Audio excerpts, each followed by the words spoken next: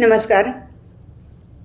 स्वामी अपूर्वानंद लिखित आणि प्राध्यापक प्र ग सहस्रबुद्धे यांनी अनुवादित केलेलं श्री शारदा देवी यांचं चरित्र आपण वाचत आहोत. आज आपण 10व्या प्रकरणातला पुढचा भाग वाचायला घेतो आहोत. आणखी एकदा असे दोघे भक्त दीक्षा घेण्याच्या निश्चयाने जयराम वाटीला आले.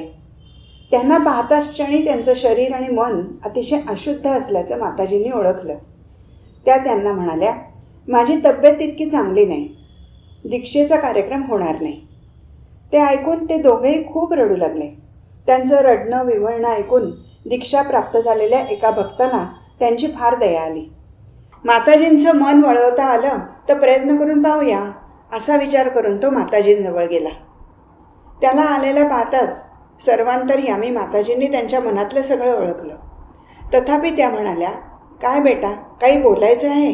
तो म्हणाला, दीक्षा मिळणार नाही असं ऐकल्यापासून ते दोघं एकसारखे रडत बसलेत आई. विशेष लक्ष न देता माताजी म्हणाल्या, माझी प्रकृती तितकी चांगली नाही, मग मी दीक्षा कशी देणार बरं? त्यावरही तो भक्त म्हणाला, ते फार रडतायत आई, तुम्ही जर त्यांच्यावर कृपा करणार नाही तर त्यांनी आणखी कोणाकडे जावं? करुणार्ध होऊन माताजी म्हणाल्या, तू देखील असं म्हणतोस? भक्त काकुळतीने म्हणाला, होय आई, काहीतरी सोय करा त्यांची. थोडा वेळ माताजी काहीच बोलल्या नाहीत. मग म्हणाल्या, पण त्यांचं शरीर तर अशुद्ध आहे. आता मात्र भक्ताला माताजींकडे पाहण्याचं धैर्य झालं नाही. तो स्तब्ध उभा राहिला. थोड्या वेळाने भक्त कल्पलता माताजींनी स्वतःच एक उपाय सांगितला. त्या म्हणाल्या, ठीक आहे, त्यांना इथे 3 रात्री राहायला सांग, म्हणजे त्यांचे शरीर शुद्ध होईल. ही शिवाचीच तर नगरी आहे. जिथे जगन्माता आहे तिथे सदाशिव असणारच. मुक्तिदायिनी महाकालीला आपल्या वक्षावर धारण करून जयराम वाटी महातीर्थ बनला आहे आणि महाकालाच्या चरणस्पर्शाने पवित्र झाला आहे. माताजींच्या म्हणण्यात हाच अभिप्राय होता. प्रकाशमयीच्या प्रकाशाने भक्तांचं हृदयमंदिर भरून गेलं. दीक्षेच्छू भक्तांचं जीवन धन्य झालं. माताजींची जयराम वाटीची जीवनधारा अशा प्रकारे वाहत असायची. शेवटी त्यांचीच सगळी मुलं की नाही, सगळे त्यांचेच आप्तस्वकीय, घर दार संसार सगळं त्यांचंच आहे. सगळं काही सांभाळण्याचीच त्यांची जबाबदारी आहे. त्या आई आहेत ना, स्नेहाचे नित्य नवे उन्मेष दाखवेत त्या सगळं काही करत असत. माताजींचं हे अविरत सेवामय जीवन सगळ्या स्तरांच्या मानवांना आदर्श स्वरूप आहे. त्या म्हणत असत, नेहमी काही ना काही काम करत असावं. कर्मानं देह आणि मन दोन्ही शुद्ध होतात. सेवा ही शारदा देवींनी ह्या जगाला दिलेली सर्वश्रेष्ठ देणगी आहे. एकीकडे त्या परब्रह्माच्या ठाई लीन असत तर दुसरीकडे त्यांच्या हातून निरंतर कर्म घडत असे. साधन भजन आणि सेवा यांच्याकडे त्या समदृष्टीने बघत असत. योग माया रूपिणी राधाराणीच्या म्हणजे माताजींच्या लाडक्या राधूच्या मागे सारखा काही ना काही भोग लागलेला असे. कशाने ना कशाने ती नेहमी आजारी असायची. तिला पुन्हा ताप येऊ लागला, अतिशय त्रास होऊ लागला. त्याबद्दल बोलताना माताजी म्हणत, आता या राधाराणीवर माझा थोडाही जीव राहिला नाही. हिची सेवा शुश्रूषा करता करता माझं मन अगदी विटून गेलं आहे पहा. बळे बळे मी आपल्या मनाला ओढून ठेवते, त्यांची प्रार्थना करते, ठाकूर राधूमध्ये माझं मन जरा रमू द्या. असा रोग मी नव्हता पाहिला कधी. त्या पुन्हा तिची सेवा शुश्रूषा करू लागल्या. माताजींच्या हातून खाल्ल्याशिवाय राधूचं पोट भरत नसे. म्हणूनच तिचं सगळं पथ्यपाणी तयार करून माताजी स्वतः तिला खाऊ घालत. त्या म्हणत, घे, थोडा रस घे, गांदालची चांगली रस्सेदार भाजी केली आहे. ठाकूरांना फार आवडायची. गांदाल, उंबर आणि कच्ची केळी या भाज्या त्यांना फार प्रिय होत्या. त्यांना पोटाचं दुखणं होतं ना, त्यामुळे त्या भाज्या ते नेहमी खात. पण राधू काही केल्या खायची नाही. मग त्या म्हणायच्या, घे, हे दूध पी, घे, आणखी थोडं घे. माताजींची आणखी एक भाची होती. तिचं नाव होतं नलिनी. ती देखील माताजींना त्रास देण्यात काही कमी नव्हती. एक दिवस दुपारी ती ओलेती आली आणि म्हणाली, कावळा माझ्या कपड्यांवर मुतला म्हणून आत्ता भलत्या वेळी मला स्नान करावं लागलं. ते ऐकून आश्चर्यचकित होऊन माताजी म्हणाल्या, माझं आता इतकं वय झालं पण कावळ्याचं मुतणं मी काही कधी ऐकलं नाही. तुझ्या मनातच पाप आहे. पाप जर नसेल तर मन थोडंच कधी अशुद्ध होतं. कृष्णघोषच्या बहिणीला असं शिवाशिवीचं वेड होतं. गंगेत बुडी मारताना ती लोकांना विचारायची, माझी वेणी भिजली का हो? याला शिवाशिवीचं वेड म्हणतात. मन काही असं बाह्य उपचाराने शुद्ध होत नसतं. अशुद्ध मन शुद्ध करणं सहज गोष्ट नाही. हे बाह्यशुद्धीचं वेळ जितकं वाढवाल तितकं वाढतं. मग थोड्या गंभीर होऊन त्या म्हणाल्या, मोठी तपस्या करावी लागते तेव्हा कुठे मन शुद्ध होतं. साधने वाचून शुद्ध वस्तू कधीही मिळत नाही. भगवंताची प्राप्ती झाली म्हणजे आणखी काय होतं? त्या माणसाच्या कपाळावर काय 2 शिंग फुटतात? नाही, त्याचं मन शुद्ध होतं. शुद्ध मनातच ज्ञान चैतन्याची स्फूर्ती होते. श्री शारदा देवींचं आपल्या भावावर फार प्रेम असे. त्यांची आई श्यामासुंदरी यांच्या मृत्यूनंतर तर एका दृष्टीने सगळ्या कुटुंबाचं संचालन त्यांच्याचकडे आलं होतं. त्यांचे भाऊ लहान मोठ्या सगळ्या गोष्टी आपल्या ताईच्याच सल्ल्याने करत. हळूहळू सगळे भाऊ मोठे झाले, त्यांची लग्न झाली आणि ते वेगवेगळे राहू लागले. तरीसुद्धा ताईशिवाय त्यांचं पानही हलत नसे. ह्या खेपेला जयरामवाटीला आल्यावर काही महिन्यांनी माताजींनी आपल्या मधल्या भावाच्या मुलाच्या भूदेवच्या लग्नाची व्यवस्था केली. इसवी सन 7 मे 1913. भावजई, भाचे, भाच्या सगळेच माताजींच्या प्रेमळ छत्राखाली वाढले वावरले होते. एक दिवस भूदेवची आई नव्या सुनेवर थोडी रागवली. ते ऐकून माताजी आपल्या भावजईला सुबोध बालेला हसत हसत म्हणाल्या, पुरे वहिनी, ती अशीच का नुसती आली आहे? किती धूमधडाक्याने थाटामाटाने आपण तिला आपल्या घरी आणलं आहे. मग काहीसं गंभीर होऊन त्या म्हणाल्या, का तिच्यावर अशी रागवतेस? किती लाडाची सून आहे ती. प्रकरण 11. माताजींचं दैनिक जीवन अगदी अनुपम होतं. दिवसभर त्या काही ना काही काम करत असत. नित्यकर्म, जीवोद्धार, जीवसेवा, दयाभाव अशा निरनिराळ्या स्वरूपाचं ते काम असे. दिवसभराच्या त्यांच्या कार्यात या सगळ्याचं अपूर्व संमेलन असायचं. आळसात किंवा निरर्थक गोष्टीत वेळ गमावताना माताजी कधीही कोणाला दिसल्या नाहीत. रोज ब्राह्ममुहूर्तावर साधारण 3 वाजता उठून प्रथम त्या श्री रामकृष्ण देवांच्या फोटोचं दर्शन घेत. अशा रीतीने त्यांची दिनचर्या सुरू होत असे. उठते वेळी अतिशय भावगदगद स्वरात त्या देवादिकांचं नामस्मरण करत, नित्यकर्म आटपून त्या देवदेवतांना जागवत आणि मग जप करायला बसत. दक्षिणेश्वरी आल्यापासून त्यांना इतक्या सकाळी उठण्याची सवय लागली होती. आम्हाला वाटतं अगदी शेवटच्या दिवसापर्यंत हा नियम चुकल्याचं काही कोणी कधी पाहिलं नसेल. त्या म्हणत असत, पहाटे 3 वाजले की मी कुठेही असले तरी जसं काही बासरीचे स्वर माझ्या कानावर येऊ लागतात. ठरल्या वेळी ठरलेली गोष्ट झालीच पाहिजे. त्यात माताजींकडून कधी आळस व्हायचा नाही. सकाळ झाली की त्या घरातील केर काढत, कपडे धुत, भाजी चिरीत आणि मग आपल्या हाताने पूजेची सगळी तयारी करून ठेवत. फुलं, बिल्वपत्र नीट निवडून ठेवणं, फळं कापणं, नैवेद्य तयार करणं इत्यादी सगळी कामं व्यवस्थित आणि सुंदर रीतीने उरकून त्या 8 वाजण्यापूर्वीच पूजेला बसत. जोवर त्यांच्या शरीरात शक्ती होती तोवर श्री रामकृष्णांची पूजा त्या स्वतःच करत असत. पूजा झाल्यावर ते आपल्या हाताने पानावर प्रसाद वाढत आणि भक्त बालकांसाठी पाठवून देत. ठाकूरांच्या प्रसादातील खडीसाखरेचं थोडंसं सरवत ते स्वतः घेत असत. कधीकधी तर ते देखील त्या इतरांसाठी पाठवून देत. पूजा नेहमी झटपट आटोपावी असं माताजींचं मत होतं. त्या स्वतः तसंच करत. एक दिवस एक संन्यासी पूजा करायला बसले. त्यांनी खूप स्तोत्र म्हणायला आरंभ केला. इकडे भक्तांना प्रसाद द्यायला उशीर होऊ लागला. शेवटी माताजी म्हणाल्या, बाबा रे, आधी पूजा आणि नैवेद्य दाखवणं आटप, मग खुशाल हवी तितकी स्तोत्र म्हणत बस. ह्याच वेळी भक्त मंडळींचं जाणं येणंही चालू असे. त्यांना दर्शन देणं, कोणाला दीक्षा देणं, कोणाला धर्मोपदेश देणं, कोणी शोकातूर असतील त्यांचं सांत्वन करणं, गरीब आणि दीनदुःखी लोकांना हातभार लावणं, ही सगळी कामं ह्यावेळी चालत. आपल्या ऐहिक आणि पारलौकिक दुःख कष्टांचं ओझं माताजींच्या चरणी ठेवून स्वतःची मुक्तता करून घेण्याची सगळ्यांची इच्छा असे. दुपारी ठाकूरांना नैवेद्य दाखवून भक्त बालकांना खाऊ पिऊ घालून त्यांना जेवायला जवळजवळ 2 वाजत. बालकांना जेवू घातल्याशिवाय त्यांना कधीही अन्न जात नसे. त्यांच्या शेवटच्या दिवसात प्रकृती अतिशय बिघडली असताही आपल्या बालकांच्या आधी खाणं त्यांनी स्वीकारलं नाही. वारंवार जेव्हा त्यांना अनेकांनी विनंती केली तेव्हा तिकडे बालकांनी बसावं आणि इकडे माताजींनी आपले पथ्याचे पदार्थ खावेत. ह्या तडजोडीला त्या तयार झाल्या. एकदा म्हणजे 20 जानेवारी 1914 माताजी जयरामवाटी इथे होत्या. त्यांच्या जन्मतिथीचा उत्सव तिथेच साजरा झाला. त्यानिमित्ताने ठिकठिकाणचे पुष्कळसे संन्यासी आणि भक्तजन जयरामवाटीत एकत्रित आले. जणू आनंदाची पेठच उघडली होती. श्री रामकृष्ण देवांच्या पूजेनंतर भक्तांनी माताजींच्या चरणी भक्ती अर्ध्य समर्पण केलं. माताजी नवीन वस्त्र परिधान करून मऊ आणि सुंदर आसनावर जाऊन बसल्या. त्यांच्या गळ्यात भक्तांनी अर्पण केलेली सुगंधी फुलांची सुंदर माळ विराजत होती. त्यांचं मुखमंडळ स्नेह आणि करुणा यांनी व्याप्त होतं. भक्तांनी त्यांच्या चरणकमली पुष्पांजली अर्पण केली. माताजींनी सगळ्यांना आशीर्वाद दिला. तिथे फुलांचा एक मोठा ढीगच झाला होता. ते एक अद्भुत दृश्य होतं.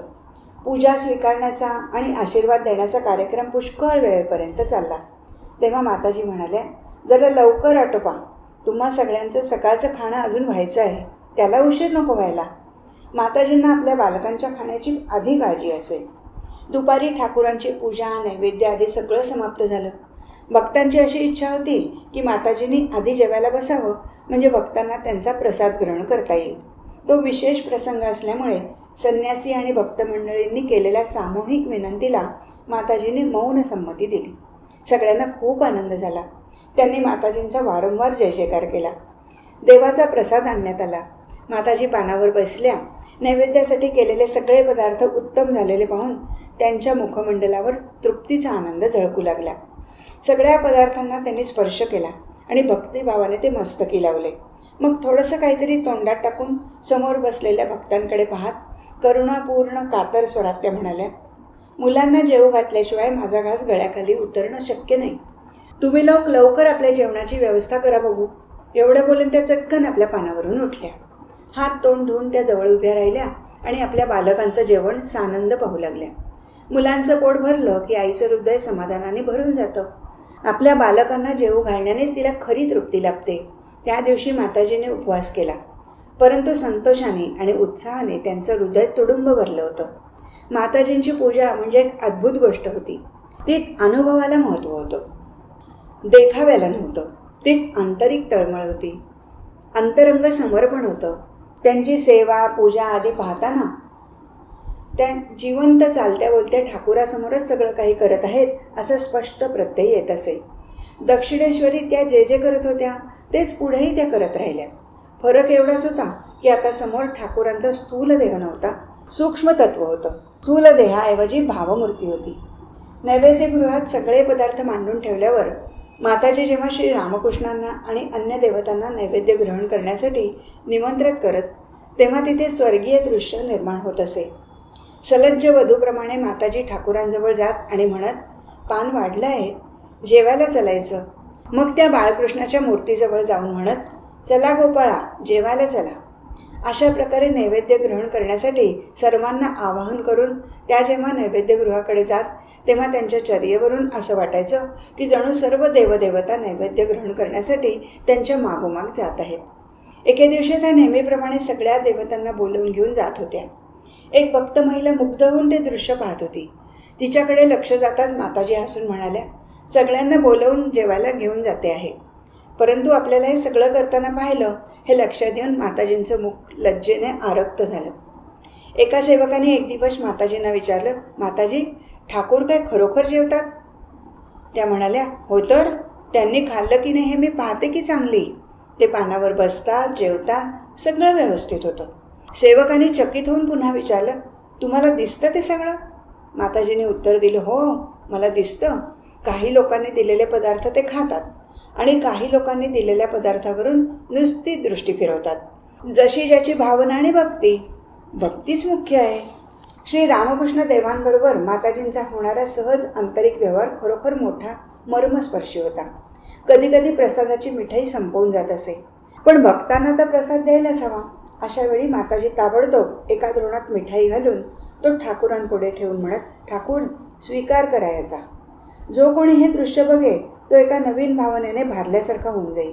माताजी म्हणत, छाया देखील कायाच आहे. त्यांच्या डोळ्यांना ती छायाच सदा सर्वदा दिव्य कायेच्या स्वरूपात प्रतीत होत असे. एकदा माताजी कलकत्त्याहून जयरामवाटीला जात होत्या. सगळ्या मंडळींसह 6 बैलगाड्यात बसून त्या मोठ्या पहाटे विष्णुपूरहून निघाल्या. वाटेत 8 मैलावर जयपूरच्या धर्मशाळेत दुपारच्या जेवणाचं ठरलं होतं. भाताची हंडी मातीची होती. ती चुलीवरून उतरता उतरता एकाएकी फुटली. भात खाली पडला आणि पेजेचा ओघळ वाहू लागला. काय करावं ते समजेनासं होऊन सगळे लोक नुसते पाहत होते. परंतु माताजी थोड्याही बावरल्या नाहीत. गवताच्या काड्यांचा एक लहानसा कुंचला करून त्यांनी ती सगळी पेज बाजूला केली. मग हात धुवून पेटीतून श्री रामकृष्णांचा फोटो काढला आणि एका बाजूला मांडला. पत्रावळीच्या काडीने भाताची 4 शीतं त्यांनी पत्रावळीवर वाढली. थोडंसं वरण, थोडीशी भाजी वाढली आणि मग हात जोडून त्या ठाकुरांना म्हणाल्या, आज असंच करावं लागलं आहे. थोडंसं ऊन लवकर खाऊन घ्या. बरोबरच्या स्त्रिया माताजींचा हा व्यवहार पाहून चकित झाल्या. काही जणी पदराड हसल्या देखील. माताजी म्हणाल्या, जशी वेळ असेल तसं अनुरूप वागणं योग्य नव्हे का? चला आता तुम्ही सगळेजण बसा बरं. सगळेजण माताजींभोवती येऊन बसले. काडीने त्यांनी वरची पेज बाजूला करून सगळ्यांना भात वाढला. आपणही थोडासा खाल्ला. म्हणाल्या, चांगला झाला आहे. ठाकूरांनी तो ग्रहण केला होता. त्यांचा प्रसाद होता तो. तेव्हाच तर सगळ्यांना इतका स्वादिष्ट लागला. श्री रामकृष्णांबरोबर माताजींचा जो दिव्य संबंध होता तो विधिनियमांनी जखडलेला नव्हता. तो गूढतम आंतरिक सुगंधाने भरलेला होता. पूजेच्या सुवासाने दरवळत होता. त्यांच्या दृष्टीने श्री रामकृष्ण केवळ परमदेवताच नव्हते, तर प्राणदेवता होते. ते त्यांचे अंतरात्मा होते. दुपारच्या जेवणानंतर विश्रांतीसाठी माताजी थोड्या आडव्या होत. परंतु बहुतेक दिवशी त्यावेळी भक्त स्त्रियांची गर्दी जमत असे. त्या लवकर उठत, हात तोंड धुवून स्वच्छ कपडे परिधान करून श्री रामकृष्णांना दुपारचं नैवेद्य दाखवून ते जप करायला बसत. त्यावेळी भक्त स्त्रिया त्यांचं दर्शन घेत. काही विशेष कारण घडलं तर माताजी जपाच्या वेळी त्यांना उपदेश देत. संध्याकाळ होण्यापूर्वी पुरुष भक्तांची प्रणाम करण्याची वेळ होती. त्यावेळी माताजी डोक्यावरून पायापर्यंत अंगावर चादर घेत आणि पाय खाली सोडून खाटेवर बसलेले असत. एक एक भक्त येई आणि प्रणाम करून जाई. माताजी कोणाशीही बोलत नसत. कोणी विशेष परिचयाचा भक्त असला आणि त्याने जर काही प्रश्न विचारला तर त्या अगदी हळू आवाजात किंवा केवळ मान हलवून उत्तर देत. जवळजवळ रात्रीचे 11 वाजेपर्यंत माताजी अशा प्रकारे देवदेवतांच्या आणि भक्तांच्या सेवेत मग्न असत. रात्रीच्या विश्रामाला त्यांना 3-4 तासापेक्षा अधिक वेळ मिळत नसे. माताजी जयरामवाटीत असताना अधिकच कार्यमग्न असत. तिथे तर सगळी कामं त्यांना स्वहस्तानेच करावी लागत. सकाळी जेवणाची व्यवस्था, भाजी चिरणं, कोठीतील सामानाची जुळवाजुळव करणं, भक्तांच्या राहण्या जेवणाची व्यवस्था करणं, सगळं काही त्याच करत असत. श्री रामकृष्ण देवांची पूजा आटपून त्या सगळ्यांच्या न्याहारीची व्यवस्था करत. त्यावेळी त्या स्वतः प्रसादाचं खडीसाखरेचं थोडंसं सरबत घेत. मग स्वयंपाक करणाऱ्या बाईला न्याहारी करायला बसवून श्री रामकृष्णांच्या नैवेद्यासाठी काही पदार्थ त्या स्वतः करत. अनेकदा सगळ्यांचा स्वयंपाक करणं आणि वाढणं आदी कामं माताजींनाच करावी लागत. अतिथी अभ्यागतांचं आणि भक्तांचं येणं जाणं अखंड चालू असे. पुन्हा संध्याकाळी ही सगळी कामं त्यांनाच करावी लागत. नुसते विडेच म्हटलं तर रोज त्यांना 100 तरी लावावे लागत. स्वयंपाकाची सगळी जमवाजमव करून त्या स्वतः लुची म्हणजे पोळ्या, भाजी आदी पदार्थ तयार करत. कंदील पुसण्या भरण्यापासून ते भक्तांच्या मच्छरदाणीसाठी सुतळी तोडा देण्यापर्यंतची सगळी कामं त्याच करत. भक्तसेवा म्हणजे माताजींच्या जयरामवाटी इथल्या जीवनातील प्रमुख अंगच होतं. प्रत्येक भक्तासाठी तिथे त्यांना खूप वेळ देता येत असे. भक्तांना आपल्या जन्मदात्री आईपेक्षा देखील अधिक ममता जयरामवाटीला लाभत असे. कधी कोणी भक्त 3ऱ्या प्रहरी दर्शन देई. माताजी त्याला कुशल प्रश्न विचारित. जो उपदेश द्यायचा तो देत आणि मग मोठ्या प्रेमाने मिठाई वगैरे खाऊ घालत. शेवटी विडे असत, ते सुद्धा 2. माताजी कधीही कोणाला 1 विडा देत नसत. त्या सगळ्या गोष्टी काही फार मोठ्याशा नाहीत, साधारणच आहेत. पण माताजी त्या इतक्या प्रेमानं करीत की भक्तांच्या हृदयावर माताजींच्या स्नेहाची कायमची छाप पडून जाईल. शेजाऱ्यांशी माताजींचा जो आपुलकीचा व्यवहार होता तो आता अगदी अनुपम होता. त्या जयरामवाटीला असल्या की त्यांच्या मोहल्ल्यातील वृद्ध स्त्री पुरुष घरच्या लहान मुलामुलींना घेऊन रोज त्यांना नमस्कार करायला येत.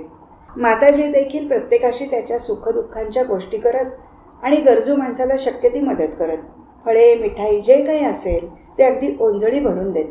सगळ्यांनाच त्या अगदी निकटच्या आप्त वाटत असत. कोणाला त्या वडील बहीण होत्या, कोणाच्या आत्या होत्या तर कोणाच्या मावशी होत्या. सगळ्यांशी त्यांचा असाच संबंध होता.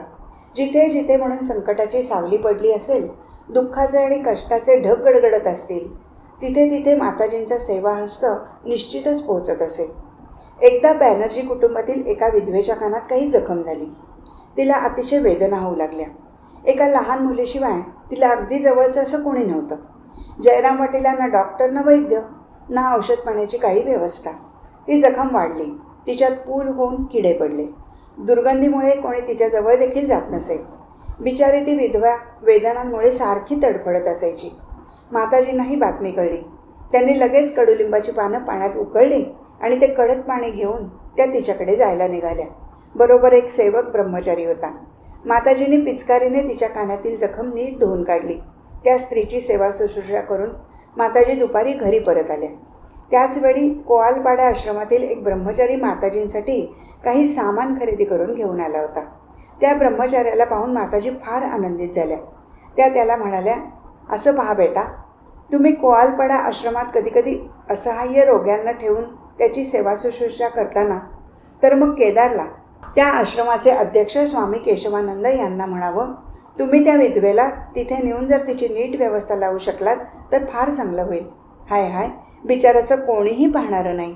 औषध पाणी न झाल्यामुळे तिचा कान अगदी सडला आहे. दुर्गंधीमुळे तिच्या जवळसुद्धा कोणी फिरकत नाही. तिच्या लहान मुलाचे देखील फार हाल होत आहेत. दुसऱ्या दिवशी सकाळी कोआलपाडा आश्रमातील ब्रह्मचारी मंडळी त्या विधवा स्त्रीला नेण्यासाठी बैलगाडी घेऊन आली. पालखी मिळू शकली नव्हती. तेवढ्यात त्या बाईच्या घरी जाऊन माताजी पुन्हा तिची जखम धुवून आल्या. 5 मैलाची मजल होती. तेव्हा त्या बाईला एका खाटेवर निजवण्यात येऊन ती खाट गाडीवर चढवण्यात आली.